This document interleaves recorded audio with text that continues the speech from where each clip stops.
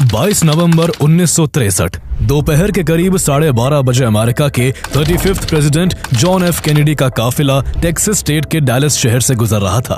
वो अपनी पत्नी जैकलीन बोवियर कैनेडी और टेक्सास के गवर्नर जॉन कॉनली के साथ एक ओपन रूफ कार में सवार थे ताकि वो वहां की जनता से ज्यादा रूबरू हो सके। उनके पीछे की गाड़ियों में vice president Lyndon B Johnson समेत कई प्रमुख राजनीतिक हस्तियां और सिक्योरिटी का एक लंबा काफिला धीरे धीरे आगे बढ़ रहा था। सड़क के दोनों तरफ करीब 2 लाख लोगों की भीड़ अपने सबसे युवा राष्ट्रपति की एक झलक पाने के लिए बेताब खड़ी थी और प्रेसिडेंट मुस्कुराते हुए हाथ हिलाकर उनका अभिवादन स्वीकार कर रहे थे।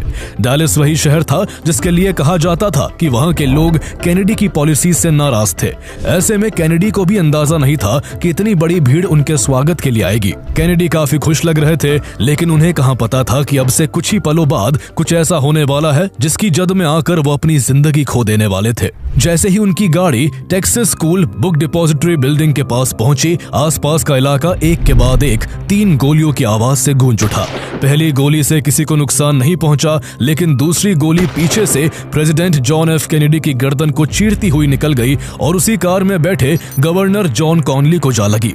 इसके बाद तीसरी गोली पीछे से सीधे कैनेडी के सिर में जा लगी और वो खून से लथपथ अपनी पत्नी की गोद में जा गिरे। जहां अभी तक तालियों का शोर था, खुशियों की चमक थी, अब वहां पूरे इलाके में अफरा तफरी मच गई।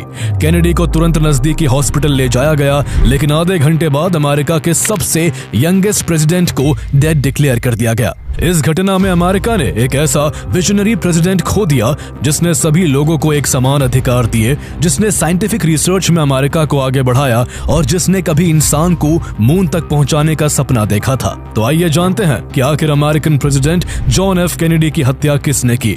डैलस ना जाने की सलाह के बावजूद आखिर वो इस यात्रा पर क्यों गए? उनके काफिले को डैलस में जिस ट्रेड मार्ट तक जाना था उसके लिए शॉर्ट एंड फास्ट रूट होने के बावजूद उनको शहर के बीचों बीच भीड़ वाले इलाके से क्यों ले जाया गया? कैनेडी के हत्यारे के पकड़े जाने के सिर्फ 2 दिन बाद उसे ऑन कैमरा किसने और क्यों मार दिया? कैनेडी की हत्या की साजिश में कौन कौन शामिल थे और इतने बड़े लेवल पर हुई इन्वेस्टिगेशंस के बावजूद उनकी हत्या की ये गुत्थी आज तक क्यों नहीं सुलझ सकी है? In Dallas, Texas, 3 shots were fired at President Kennedy's motorcade in downtown Dallas. A flash from Dallas. 2 priests who were with President Kennedy say he is dead of bullet wounds. The Trump administration has meantime released the JFK files, approximately 80,000 pages of everything will be revealed.